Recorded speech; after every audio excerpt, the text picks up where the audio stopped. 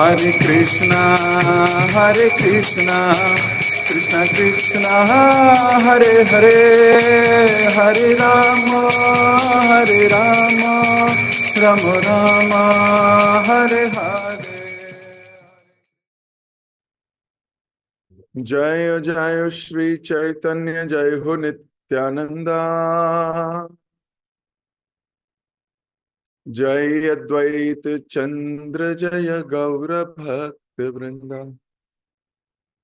जय जय श्री चैतन्य जय हो नित्यानंदा, जय अद्वैत चंद्र जय गौर भक्त वृंदा। जय जय श्री चैतन्य जय हो नित्यानंदा, जय अद्वैत चंद्र जय गौर भक्त वृंदा। हरे कृष्ण। आशय भक्तों का अभिनंदन, स्वागत, और आप सभी भक्तों को मेरा प्रणाम। एकादशी की बहुत बहुत हार्दिक शुभकामनाएं। माधव तिथि भक्ति जननी एकादशी। भक्ति विनोद ठाकुर लिखते हैं, यतन पालन कौरि, बड़े यतन से पालन करनी चाहिए, पूरी कॉन्शियसनेस में पालन करनी चाहिए। भक्ति वर्धक है, भक्ति को जन्म देती है, भक्ति को अग्रसर करती है, भक्ति को बढ़ा देती है। तो ये वो दिन है जिसका इंतजार भक्तों को होता है। भक्त बेसब्री से इंतजार कर रहे होते हैं कि एकादशी कब आएगी, ताकि मैं और अच्छे से कृष्ण भावनामृत में डूबने का प्रयास करूं। तो हम पढ़ रहे हैं चैतन्य भागवत। कल हमने जाना किस प्रकार अद्वैत आचार्य गिल्ट में है। अद्वैत आचार्य के हृदय में ज्वालामुखी की तरह एक अभिलाषा धधक रही है। क्या अभिलाषा है? अभिलाषा है कि महाप्रभु मुझे इतनी इज्जत क्यों देते हैं,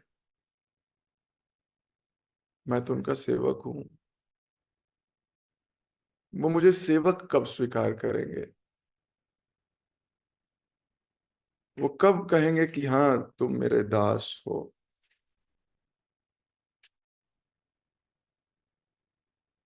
ऐसा कब होगा? मुझे सबके बीच में सम्मान देते हैं, मैं गलतियां करता हूं, फिर भी मुझे प्रेम करते हैं। ये मुझे डांटेंगे कब? सबके बीच में।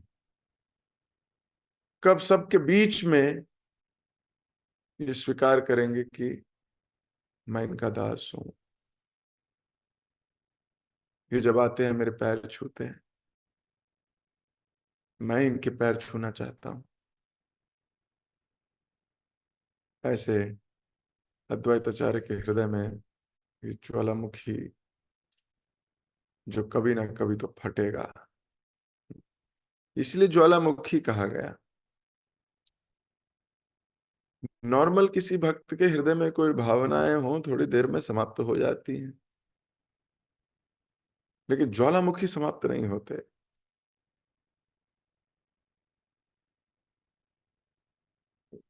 वो एक्टिव रहते हैं, एक्टिव वॉल्केनोज।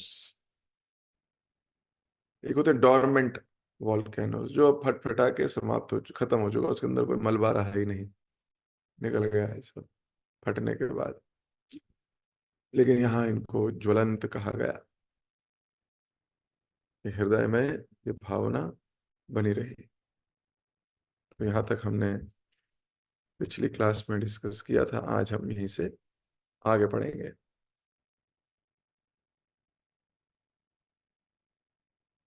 अद्वैत आचार्य ने विचार किया, श्री चैतन्य महाप्रभु एक चोर की भांति सदैव मेरे साथ छल करते हैं, अपनी भगवत्ता को भूलकर वे चोरी से मेरे पैर पकड़ लेते हैं। वे परम शक्तिशाली हैं और बलपूर्वक मेरे पैरों की धूल ले लेते हैं। शक्ति में मैं उनका सामना नहीं कर सकता। मैं बूढ़ा हूं, वो जवान, कहाँ मुकाबला करूंगा उनसे। लोग मुझे कहते हैं अद्वैत का हृदय सिंह जैसा है, और इसे सुनकर मेरा चित्त और भ्रमित हो जाता है। मेरी इच्छा है कि महाप्रभु इस भ्रम को खंड खंड कर दे।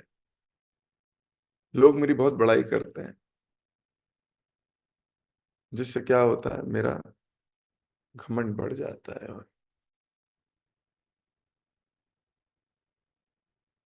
और मेरी इच्छा है कि महाप्रभु इस भ्रम को खंड खंड कर दें। पूर्व काल में भृगु मुनि ने सैकड़ों अपराधी वृत्ति के शिष्य जमा कर लिए थे। मैं भी कुछ ऐसा ही करूंगा। महाप्रभु भक्ति का प्रचार करने के लिए अवतरित हुए हैं। मैं दृढ़ता पूर्वक उनकी शिक्षाओं का विरोध करूंगा। इससे वे क्रोधित हो जाएंगे और निश्चित ही मुझे बालों से पकड़कर दंडित करेंगे। प्लान देखो क्या है। Don't make this plan. ये हमारे लिए नहीं है। हम कलयुगी जीव है। हम तो केवल आफ्टर इफेक्ट्स से ग्रहण कर सकते हैं भाव को।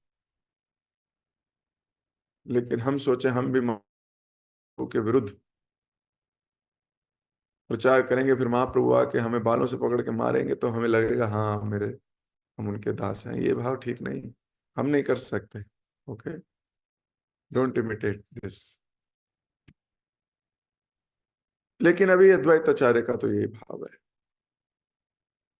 किसी भी प्रकार से सभा में ये पता लग जाए कि मैं उनका दास हूं, किसी भी प्रकार से मुझे गर्व खत्म हो जाए, ये अच्छा भाव है। हम केवल भाव को स्वीकार कर सकते हैं। इस प्रकार अपना निश्चय करके अद्वैत आचार्य ने हरिदास ठाकुर के साथ नवद्वीप छोड़ दिया। वह अपने शिष्यों को योग विशिष्ट नामक पुस्तक से पढ़ाने लगे, जिसके अनुसार आत्म साक्षात्कार के लिए ज्ञान मार्ग सबसे श्रेष्ठ है। इस दर्शन के अनुसार ज्ञान के बिना भक्ति का कोई लाभ नहीं, तथा विष्णु भक्ति दर्पण के समान है और ज्ञान नेत्रों के समान है। नेत्रहीन व्यक्ति के लिए भला दर्पण का क्या लाभ। हरिदास ठाकुर अद्वैत आचार्य के मन को भली भांति जानते थे। इसलिए जब अद्वैत आचार्य प्रत्येक सिद्धांत की व्याख्यान ज्ञान की दृष्टि से करते तो वे हंसने लगते। निस्संदेह चैतन्य महाप्रभु भी अद्वैत आचार्य के आंतरिक मनोभाव से तो परिचित थे। एक दिन नित्यानंद प्रभु के साथ नवद्वीप भ्रमण करते हुए महाप्रभु स्वयं अपनी सृष्टि को निहार रहे थे। उन दोनों को देखकर ब्रह्मा जी अत्यंत प्रफुल्लित हो गए और अपने सौभाग्य की प्रशंसा करने लगे। ओह, पूर्ण पुरुषोत्तम भगवान मेरी सृजनशीलता और कलात्मक की सराहना कर रहे हैं। मन आकर्षक चाल में चलते हुए दोनों प्रभु आकाश में विचरण करते दो चंद्रमाओं के समान प्रतीत होते थे। सामान्य लोगों की दृष्टि से ओझल देवता गण चैतन्य महाप्रभु और नित्यानंद प्रभु को देख रहे थे और परस्पर इन दो रहस्यमयी चंद्रमाओं की लीला की चर्चा करने लगे। श्री विश्वंभर ने नित्यानंद प्रभु से कहा, चलो अद्वैत आचार्य के घर शांतिपुर चलते हैं। दोनों प्रभु सदैव आनंद भरी लीलाएं करने के लिए उत्सुक रहते थे और तुरंत शांतिपुर के लिए निकल पड़े। लगभग आधे रास्ते में वे दोनों गंगा तट पर बसे ललितपुर नामक गांव में पहुंचे। वहां एक कुटिया देखकर श्री विश्वंभर ने नित्यानंद से कहा, जरा देखो कि किसका घर है। नित्यानंद ने उत्तर दिया, यह एक विवाहित तथा कथित सन्यासी का घर है। विवाहित भी और सन्यासी भी। खैर, यह सुनकर विश्वंभर ने कहा, यदि भाग्य रहा तो उनके दर्शन हो जाएंगे। दोनों प्रभु प्रसन्नता पूर्वक कुटिया के भीतर आए, सन्यासी को प्रणाम किया। विश्वंभर के मनोहर रूप, सुदृढ़ अंग और तेजस्वी मुस्कान को देखकर उस गृहस्थ सन्यासी ने उन्हें आशीर्वाद देते हुए कहा, तुम धन संपत्ति ख्याति विद्वता तथा सुंदर पत्नी प्राप्त हो। महाप्रभु ने तुरंत टोका, गोस्वामी जी, यह तो अच्छा आशीर्वाद नहीं है। आपको तो यह आशीर्वाद देना चाहिए कि हमारे ऊपर कृष्ण की कृपा दृष्टि हो। ऐसा आशीर्वाद प्राप्त करके व्यक्ति भगवान विष्णु की भक्ति प्राप्त कर सकता है। आप जैसा व्यक्ति मुझे भौतिक सुखों का आशीर्वाद दे, ये आपको शोभा नहीं देता। तो अगर हमें कोई आशीर्वाद दे, धन संपत्ति आए, खुश रहो, तो हम कहेंगे बहुत बढ़िया है। भगवान के भक्त को ऐसा आशीर्वाद अच्छा नहीं लगता। कोई आशीर्वाद दे, खुश रहो, तुम्हारे घर में बरकत रहे, खूब धन हो, स्वास्थ्य एकदम ठीक हो, आप तो पैर पकड़ लोगे उसके। नहीं, आप भी नहीं पकड़ोगे, लेकिन भौतिक लोग पकड़ लेंगे। भौतिक लोग कहेंगे ये बहुत बढ़िया सन्यासी है।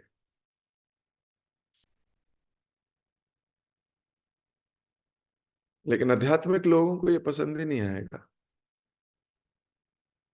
आध्यात्मिक लोग कहेंगे कि कोई आध्यात्मिक आशीर्वाद दीजिए। भौतिकता तो जितनी आनी है उतनी आनी है। भौतिक संसार के बीच में रहकर भौतिक चीजें ही मांग लेंगे। वो तो ऐसी हैं, ऐसे ही मिल जाएंगी। कोई ऐसी चीज मांगनी चाहिए जो इस संसार की ना हो। पानी की मछली आशीर्वाद में पानी थोड़ी मांग सकती है। वो पानी मांग के क्या करेगी? पानी में तो है ही।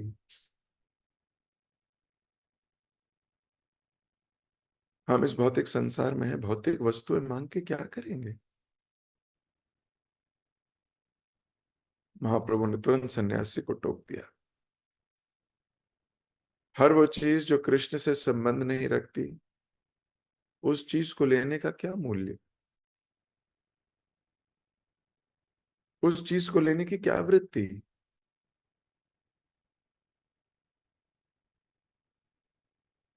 तो महाप्रभु उनको कहने लगे, आप जो आशीर्वाद दे रहे हैं ये आपको शोभा नहीं देता। आप सन्यासी हैं, आपके लिए ये उचित नहीं है। ये सुनकर वह सन्यासी अप्रसन्न हो गया। बनावटी हंसी हंसते हुए उसने कहा, सही कहा गया है कि दूसरों की भलाई करने वाले को बुरा माना जाता है। मैं तो इस युवक की समस्त सुखों और सफलता का आशीर्वाद देना चाहता था, उल्टा ये मुझे ही दोष दे रहा है। सन्यासी ने पूछा, ठीक है नवयुवक, बताओ मेरे आशीर्वाद में क्या दोष है?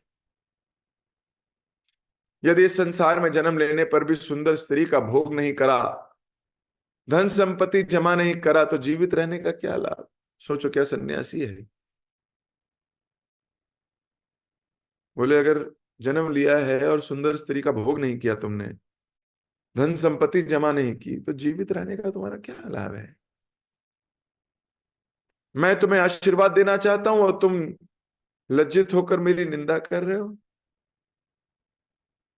चाहे तुम भगवान विष्णु के भक्ति क्यों ना हो, बिना धन अर्जित किए किस प्रकार भरण पोषण करोगे? जो लोग मिलते हैं ऐसे बोलते हैं, अरे पैसा नहीं होगा तो करेगा क्या?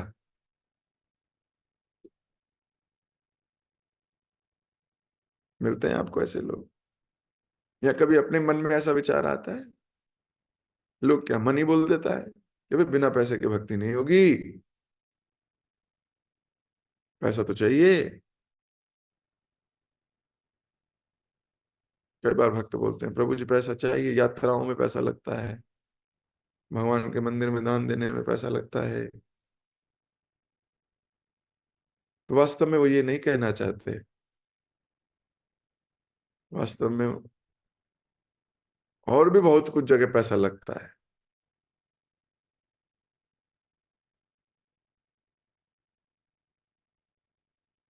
इस संसार में भगवान जिसको लेके जाना चाहते हैं उसको तो बिना धन के भी ले जाते हैं। समर्पण ही तो चाहिए। लेकिन फिर भी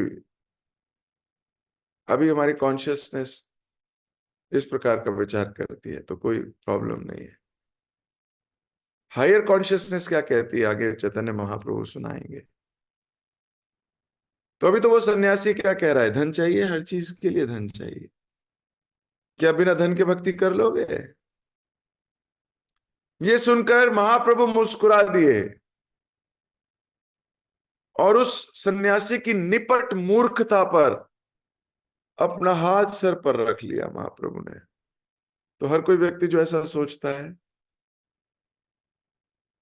महाप्रभु निपट मूर्खता के कारण सर पे हाथ रख लेते हैं उसके। तब उन्होंने कहा, सुनो गोस्वामी जी, हम जो भी खाते हैं वो हमें अपने पूर्व कर्मों के अनुसार स्वतः प्राप्त होता है। यदि आप कहते हैं कि व्यक्ति का जन्म केवल पत्नी, बच्चों और संपत्ति आदि से भरे पारिवारिक जीवन को भोगने के लिए होता है, तो फिर वे मृत्यु के समय सब कुछ छोड़ने के लिए क्यों बाध्य हो जाता है? कोई भी रोगी नहीं होना चाहता, फिर क्यों रोग हमें जकड़ते हैं? इसका उत्तर है हमारे कर्म। हमारे पूर्व कर्म हमारे जीवन के कार्यों को निर्धारित करते हैं, परंतु केवल ज्ञानी और विद्वान लोग ही इसको समझ सकते हैं। कुछ लोग कहते हैं कि स्वर्ग की प्राप्ति मनुष्य जीवन का सर्वोच्च लक्ष्य है, परंतु वास्तविकता तो यह है कि वेदों में उन मूर्ख लोगों के लिए स्वर्ग लोक की संस्तुति की गई है जिनका अपनी इंद्रियों पर नियंत्रण नहीं होता। स्वर्ग तो मूर्ख लोगों के लिए है जो इंद्र तृप्ति करना चाहते हैं, उनके लिए एक अड्डा बनाया हुआ है।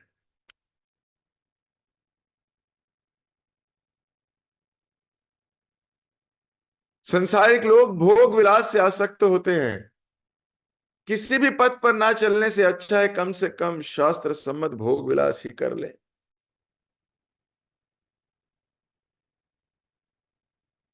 सामान्यतः लोगों का मानना है कि भगवान के नाम, कीर्तन, गंगा स्नान आदि से व्यक्ति को धन, संपत्ति, पारिवारिक जीवन में सफलता प्राप्त होती है।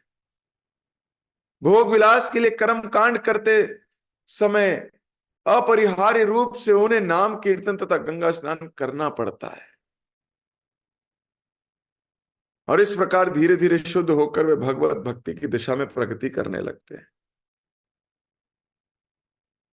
गोस्वामी जी कृपया ध्यान पूर्वक इन बातों पर विचार करें। निश्चित जान लें कि कृष्ण भक्ति से श्रेष्ठ कोई अन्य कार्य नहीं है।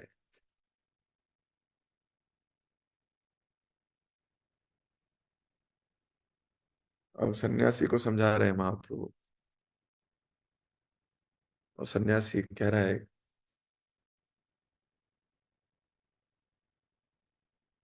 अब सन्यासी सन्यासी क्यों है? उसने भगवे कपड़े क्यों पहने? सन्यास शब्द का धर्म क्या है? सन्यास शब्द का अर्थ क्या है? क्या केवल कपड़े पहनने से सन्यासी होता है?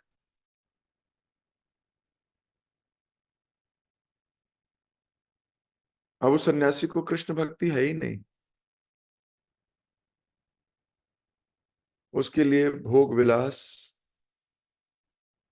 सुख, संपत्ति, यही सब कुछ है। सन्यासी मुस्कुराने लगा। उसने विचार किया, लगता है किसी मंत्र के कुप्रभाव से यह नवयुवक बहक गया है, अथवा हो सकता है कि इसके साथ आए सन्यासी ने इस पर कोई जादू कर दिया हो।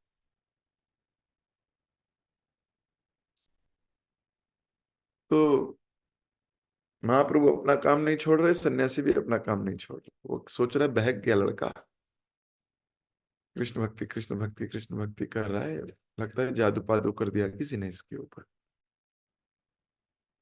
तब सन्यासी ने कहा, बस अब यही दिन देखना शेष रह गया था।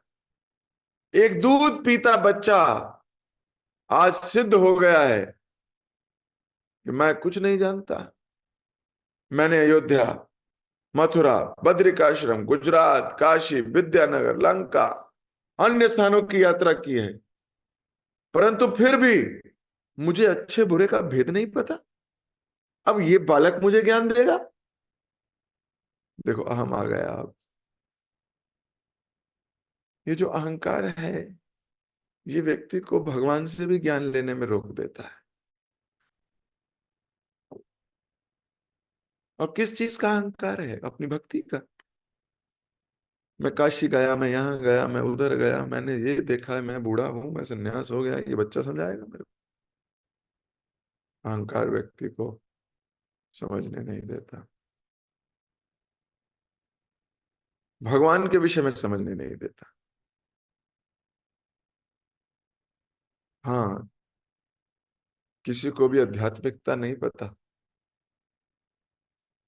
कोई आके आपको बोलता है कि भगवान कृष्ण कुछ नहीं होते, आप बोलो नहीं नहीं मुझे इससे ज्ञान लेना चाहिए। कहीं मेरा अहंकार तो नहीं है कि मैं इससे ज्ञान नहीं ले रहा? ऐसा नहीं करने का। एक ट्रू ईगो है, ट्रू ईगो। एक है फॉल्स ईगो, एक है ट्रू ईगो।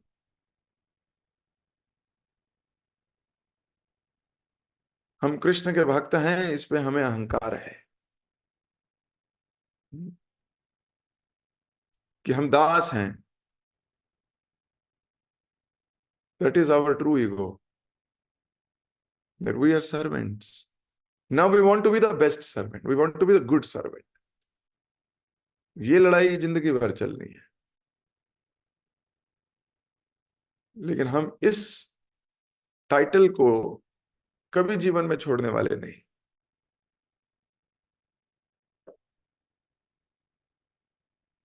तो सन्यासी अभी कह रहा है, ये तू सुनाएगा, तू सिखाएगा मेरे को? मुस्कुराते हुए नित्यानंद प्रभु ने उत्तर दिया, सुनो गोस्वामी जी, इस छोटे बच्चे से अकारण तर्क वितर्क करने की क्या आवश्यकता है? मैं भली भांति आपकी स्थिति एवं ख्याति से परिचित हूं। जो कुछ अभी हुआ उसके लिए हमें क्षमा करें।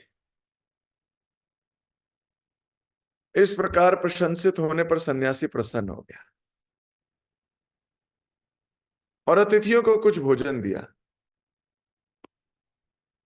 नित्यानंद प्रभु ने कहा, हम किसी अति आवश्यक कार्य के लिए निकले थे, हमें तुरंत यहां से जाना होगा। इस भोजन को बांधकर हमें दे दीजिए, पैक कर दीजिए, मार्ग में स्नान करके खा लेंगे। परंतु सन्यासी जोर देने लगा, यहीं स्नान करके भोजन कर लो, फिर थोड़ा विश्राम करके चले जाना। वे दोनों प्रभु महापतितों का उद्धार करने के लिए संसार में अवतरित हुए थे, इसलिए उन्होंने उस नकली सन्यासी के घर कुछ और समय बिताया। गंगा स्नान करके तरोताजा हुए और सन्यासी के घर लौट आए। भगवान श्री कृष्ण को कुछ आम, कटहल, दूध का भोग लगाकर उन्होंने प्रसाद लिया। वह सन्यासी अत्यंत प्रसन्न हो गया। वह सन्यासी शाक्त था और मदिरा पान करता था। धीमे स्वर ने नित्यानंद प्रभु से उसने कहा, सुनो श्रीपाद, क्या थोड़ा आनंद लोगे? भला आप जैसा अतिथि कहां मिलेगा? अपनी यात्राओं में नित्यानंद प्रभु ने बहुत कुछ देखा हुआ था, समझ गए कि ये सन्यासी मदिरा पान का आदी है। वह बारंबार आनंद लेने का आग्रह कर रहा है, परंतु नित्यानंद प्रभु कहते नहीं नहीं, अभी हमें यहां से जाना होगा। उस ढोंगी सन्यासी की पत्नी भीतर कमरे में बैठी दोनों प्रभुओं को देख रही थी। वे दोनों उसे कामदेव से भी अधिक आकर्षक दिखाई दे रहे थे। वस्तुतः वह एकटक उन्हें घूर रही थी, मानो किसी ध्यान में हो। कमरे से बाहर निकलकर अपने पति को टोक कर बोली, क्यों इन्हें तंग कर रहे हो, चुपचाप खाने दो ना इन्हें। श्री विश्वंभर ने धीरे से पूछा, किस आनंद की बात कर रहे हैं ये? नित्यानंद प्रभु ने कहा, मेरे विचार में मदिरा की बात कर। महाप्रभु तुरंत श्री विष्णु कहकर उठ गए, तेजी से हाथ धोकर वहां से निकल गए। वह दौड़ कर गए और गंगा में छलांग लगा दी और वहां से सीधे अद्वैताचार्य के घर की ओर चल दिए। महाप्रभु ने मदिरा पान करने वाले सन्यासी पर अपनी कृपा दिखाई, परंतु उन वेदांतियों की उपेक्षा की जो भगवान एवं भक्तों की निंदा करते हैं। यद्यपि यह सन्यासी मदिरा पान करता था और स्त्री भोगी था, परंतु फिर भी महाप्रभु उसके घर गए और उसे शिक्षा दी, यहां तक कि उन्होंने उसके घर में भोजन भी किया। हो सकता है वह सन्यासी इस जीवन में पूरी तरह शुद्ध ना हो, इसके लिए उसे कुछ जन्म और प्रतीक्षा करनी पड़े, परंतु भगवान एवं उनके भक्तों की निंदा करने वाले पाखंडी कभी भगवान की कृपा के पात्र नहीं बनेंगे।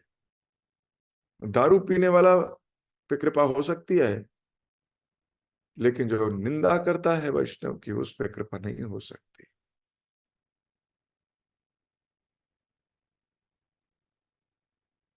श्री गौर सुंदर विशेष रूप से महापतितों के उद्धार हेतु अवतरित हुए हैं, परंतु उन्हें छोड़कर जो भक्तों की निंदा करते हैं उसके लिए उसका उद्धार नहीं करते। श्री गौर सुंदर विशेष रूप से महापतितों के उद्धार हेतु अवतरित हुए हैं, परंतु उन्हें छोड़कर जो भक्तों की निंदा करते हैं, जो भक्तों की निंदा करता है उसके ऊपर उद्धार नहीं होता। बाकी सब पतितों का उद्धार होगा, चाहे मांस खाता है, चाहे दारू पीता है, चाहे कितना घृणित कार्य कर रहा है, वो बच जाएगा। लेकिन जो वैष्णव की निंदा करता है वो नहीं बच सकता। श्री चैतन्य महाप्रभु और नित्यानंद प्रभु गंगा तट से होते हुए द्वैताचार्य के घर की ओर बढ़े। चलते हुए महाप्रभु बार बार चिल्ला रहे थे, मैं वही हूं नाड़ा ने जगा कर जिसे यहां बुलाया है। परंतु आज वह ज्ञान को श्रेष्ठ कह रहा है, मायावादी प्रदर्शन कर रहा है, प्रवचन कर रहा है। आज मैं उसे दंड देकर रहूंगा। देखते हैं आज किस प्रकार अपना बचाव करता है। महाप्रभु पूरे मूड में है, आज ठोक देंगे इसको। वो जानते हैं कि उधर वो ठुकने के लिए ही बैठा है।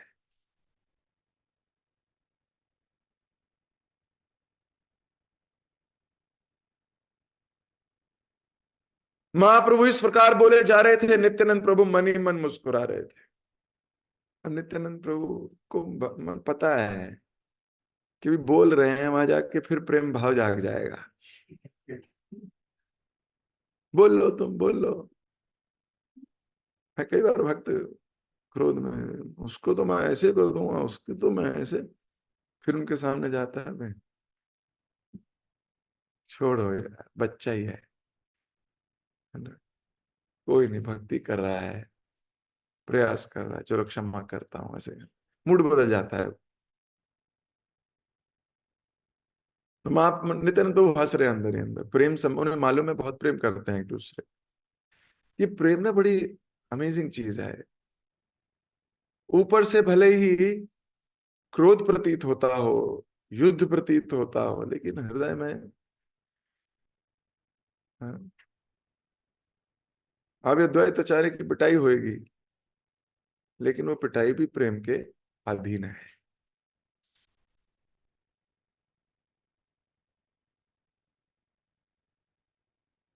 अद्वैत आचार्य जानते थे कि उनके इस कार्य पर महाप्रभु अवश्य क्रोधित होंगे। जैसे ही अद्वैत आचार्य को ज्ञात हुआ कि श्री चैतन्य महाप्रभु और नित्यानंद प्रभु शांतिपुर पहुंच गए हैं, वे और अधिक उत्साह के साथ मायावाद दर्शन का प्रचार करने लगा। और ज्यादा मायावाद। क्रोधित अवस्था में महाप्रभु ने अद्वैत आचार्य के घर में प्रवेश किया। नित्यानंद प्रभु उसके साथ थे। अद्वैत आचार्य को वास्तव में मायावाद की भूमिका में सुख मिल रहा था। महाप्रभु को देखते ही हरिदास ठाकुर ने उन्हें साष्टांग प्रणाम किया। अद्वैत आचार्य के पुत्र चित्त ने भी उन्हें प्रणाम किया। अद्वैत आचार्य की पत्नी सीता देवी ने उन्हें मनी मन प्रणाम किया, परंतु वे महाप्रभु के क्रुद्ध भावों को देखकर घबरा गई। महाप्रभु गुस्से में थे। Angry young man. वसुतः महाप्रभु का मुख देखकर वहां उपस्थित प्रत्येक व्यक्ति आतंकित हो उठा। क्रोध पूर्वक गरजते हुए महाप्रभु ने पूछा, हे नाड़ा, जरा बताओ कि ज्ञान और भक्ति में क्या श्रेष्ठ है। अद्वैत आचार्य ने कहा, निश्चित ही ज्ञान श्रेष्ठ है। ज्ञान विहीन भक्ति का लिए भक्ति का क्या लाभ है।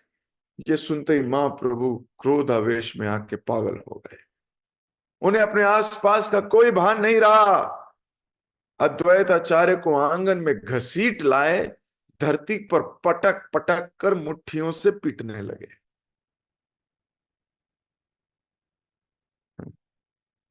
अद्वैत आचार्य की पत्नी सीता देवी इस लीला के पीछे छिपे गुहितम रहस्य को जानती थी, फिर भी स्वयं को रोक नहीं पाई। महाप्रभु से रोते रोते याचना करने लगी, मत मारो इन्हें, ये ब्राह्मण बूढ़े हो चले हैं, इतना कठोर दंड मत दो।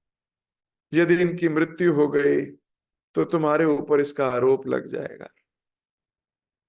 ये सुनकर नित्यानंद प्रभु हंसने लगे और हरिदास ठाकुर के मुख से कृष्ण कृष्ण कृष्ण कृष्ण निकलने लगा। क्रोध से भड़कते महाप्रभु पर मानो सीता देवी के शब्दों का कोई असर नहीं हो रहा। वज्र के समान गरजते हुए उन्होंने कहा, मैं क्षीर सागर में शांति से सो रहा था, तुम्हें अपना कार्य साधने के लिए मुझे नींद से उठाया। तुम चाहते थे कि प्रचार हो, अब तुम भक्ति का विरोध, मायावाद का प्रचार कर रहे हो। यदि यही करना था तो मुझे धरती पर क्यों बुलाया, क्यों मेरे साथ इतना बड़ा छल किया। अंततः चैतन्य महाप्रभु ने अद्वैत आचार्य को पीटना बंद कर दिया और द्वार के निकट जाकर बैठ गए। तब उच्च स्वर में अपनी वास्तविक पहचान उजागर करने लगे।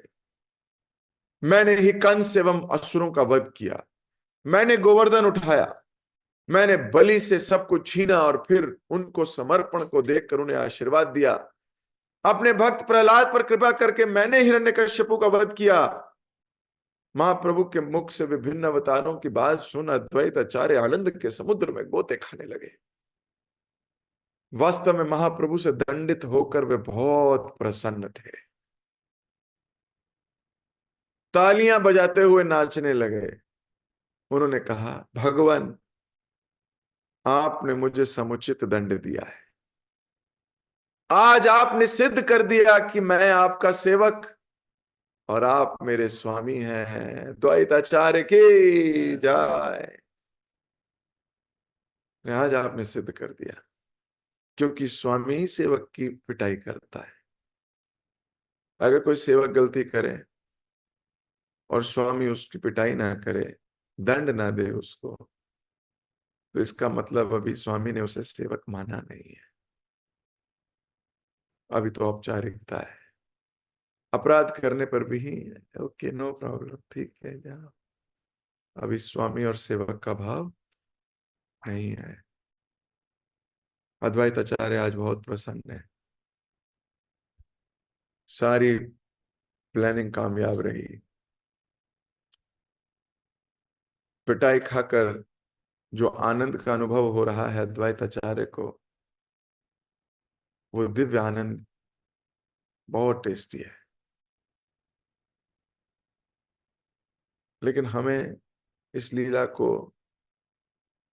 जीना नहीं है, इस लीला को हमें इस लीला से ज्ञान लेना है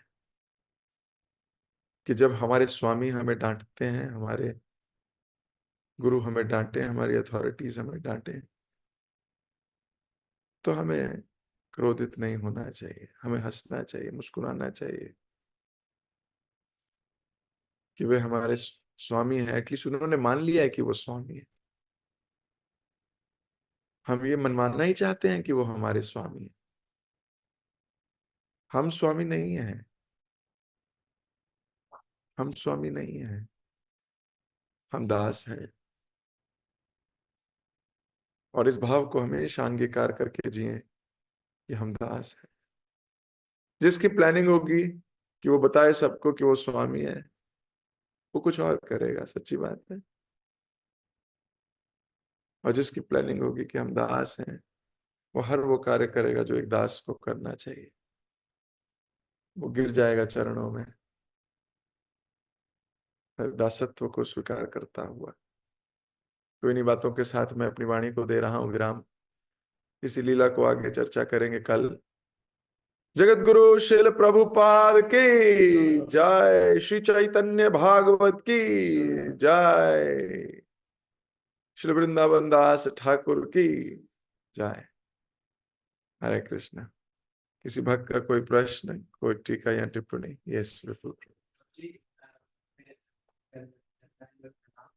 मेरा प्रश्न था कि सेवक और स्वामी वाला आप हम कैसे डेवलप करेंगे कि हम जो हमारा जो रिश्ता है जो हमको डेवलप करना है वो कैसे करें? जैसे अद्वैत आचार्य ने जो लीला रची, तो हम कैसे, हम कलयुग में ऐसा कैसे हम करें? सेवा करके करें। अद्वैत आचार्य तो वृद्ध थे, बड़े थे। उनको लगता था ये मेरी बहुत इज्जत करते हैं, इसलिए उन्हें ऐसा भाव जताना पड़ा कि सब लोग देख लो, मैं बड़ा नहीं हूं, यही बड़े हैं। कई बार लोगों को अपनी उम्र का बड़ा गुमान होता है ना, मैं बड़ा हूं। अद्वैत आचार्य ये बताना चाह रहे थे कि उम्र बड़े होने से कोई लाभ नहीं।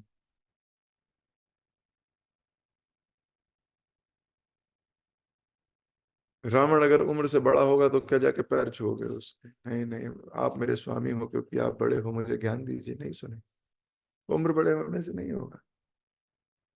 पर अद्वैत आचार्य को लगता था महाप्रभु उनकी बहुत इज्जत करते हैं, जबकि वो चाहते थे कि सबको अपने को बता सके कि मैं इनका दास हूं, मेरे को इज्जत नहीं, मुझे थोड़ी बेइज्जती भी कर दो।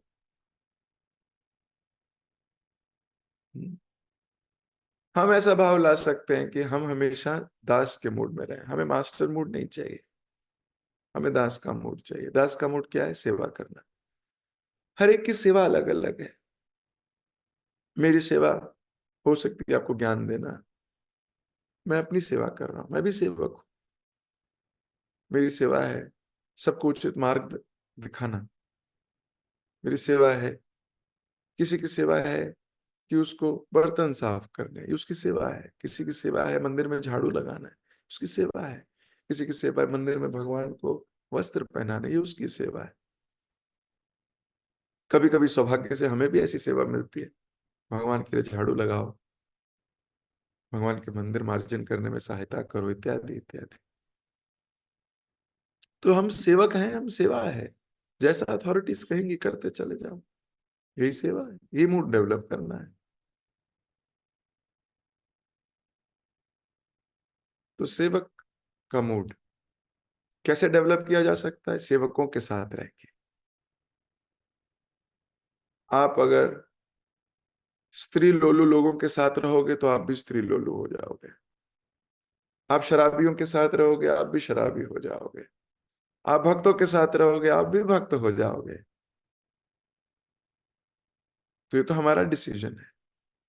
तो सेवक बन पाएंगे जब सेवकों के साथ रहेंगे, जिनका मूड सेवक वाला है, जो सेवा करने में मजे लेते हैं। बोलते हो यही जिंदगी है, वाह आज मैंने पोछा लगाया, आज मैंने झाड़ू लगाया, आज मैंने साफ की बर्तन, आज मैंने प्रसाद बनाया, आज मेरे को कृपा मिली भगवान की,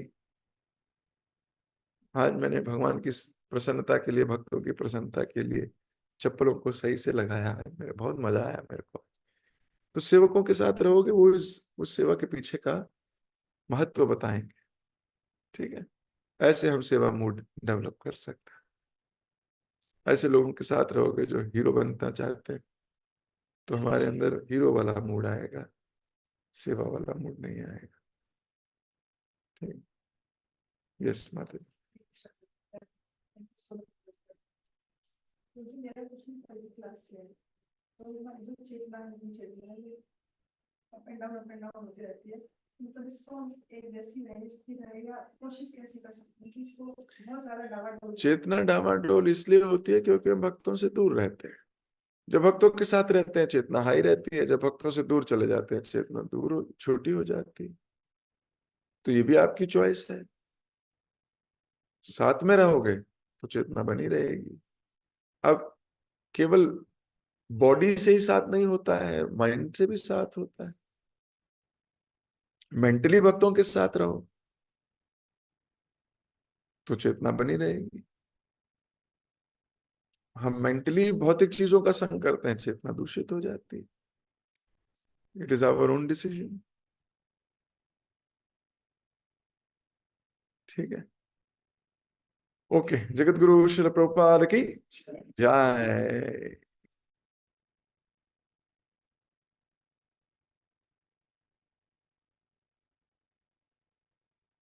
हरे कृष्णा प्रभु जी, धन्यवाद, प्रणाम।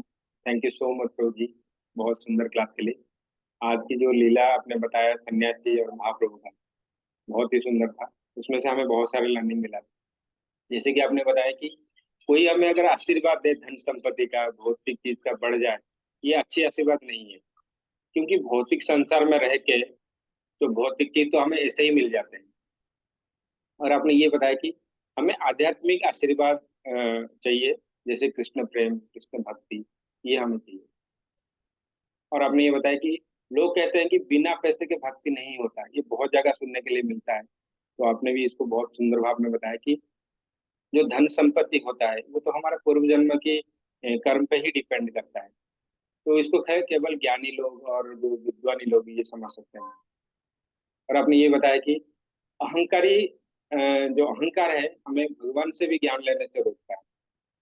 तो उसको हमें मतलब भक्ति का अहंकार हो जाता है। तो हमारा असली अहंकार तो ये होना चाहिए कि हम एक दास है, ये हमें असली अहंकार होना चाहिए।